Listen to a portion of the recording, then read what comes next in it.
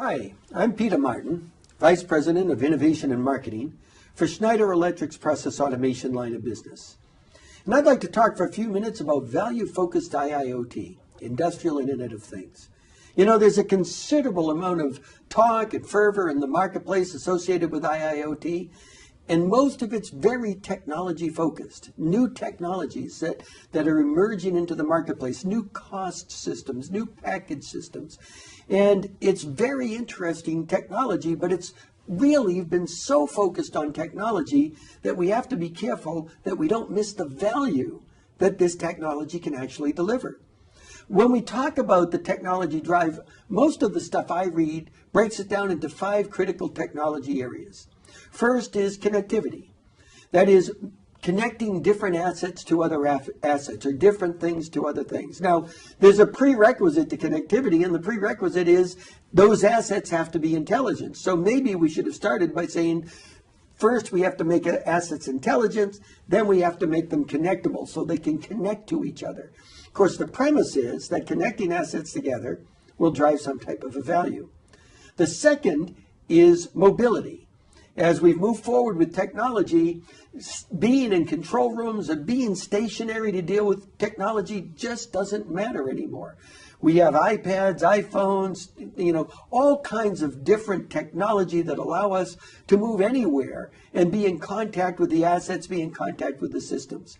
But it's more than just that. When we talk about mobility, we might also be talking about mobile assets. I mean, when you think about it, we have autonomous automobiles in the marketplace today. They're mobile assets. And in an industry, there are mobile assets. Earth movers and other assets that need to be part of the overall strategy for making money in a business. Third is cloud computing. Now, really, what cloud computing entails is service, either on-site or off-site, that can gather in all of the immense amount of information that we've been collecting for the last few decades into a single location for analysis and processing. So cloud computing becomes a very interesting technology capability associated with the Industrial Internet of Things. Fourth is analytics. And very often when we talk about analytics with IIoT, we're talking about big data analytics. And the reason, of course, is you have all this data now available to the clouds. And there's an immense amount of data with an immense amount of information in there. If we could just get in and drill into that information, drill into that data, and learn more about what's going on in the industrial processes, we'd be much better off. And the fifth component, really, the fifth technology associated with IIoT is not really directly associated with IIoT, and that it's been around for a while now, and that's cybersecurity.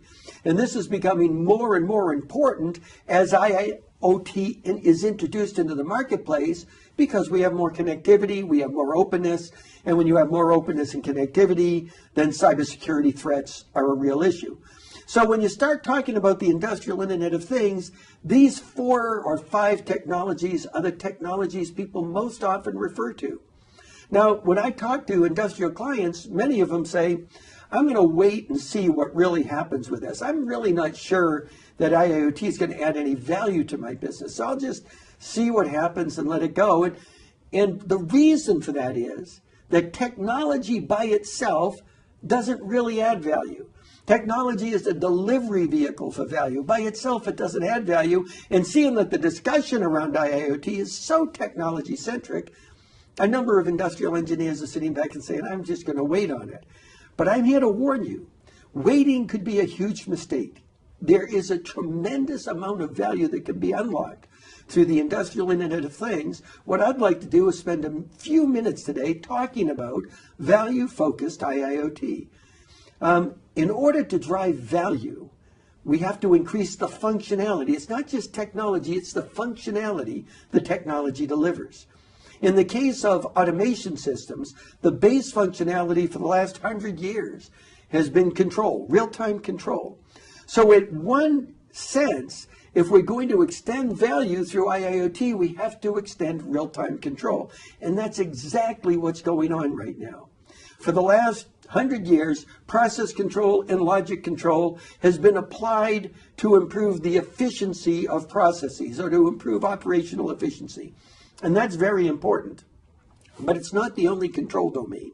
There are other real-time control domains that we could apply feedback and predictive control to make plants and industries run better, safer, and more profitable.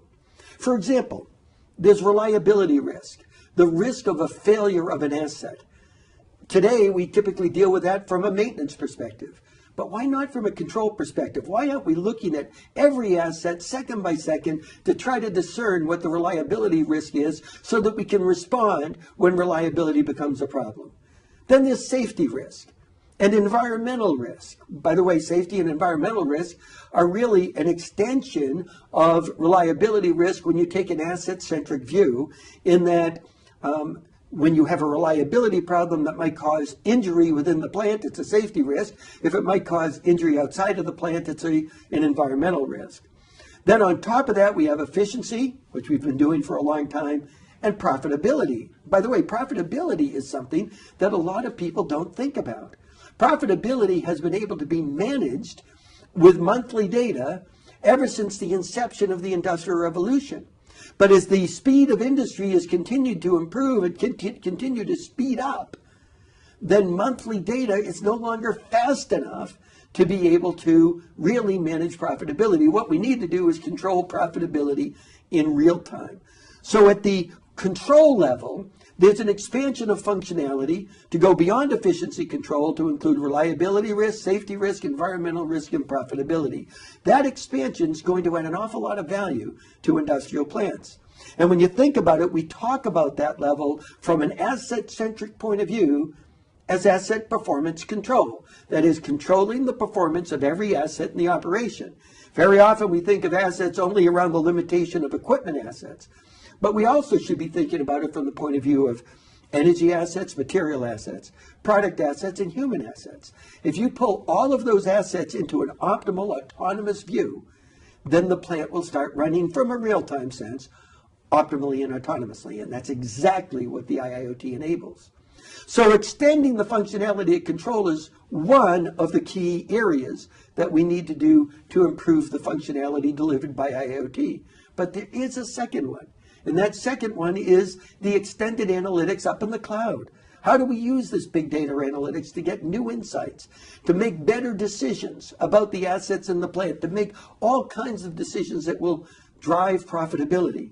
And when you start thinking about that, we can use those analytics, things like prognostics and all kinds of other analytics up in the cloud for asset performance management around efficiency, reliability, safety, environmental risk, and profitability. In other words, you have two levels. You have an asset performance control level, an asset performance management level. If those two levels are working in concert, then the industrial Internet of Things will drive more and more value.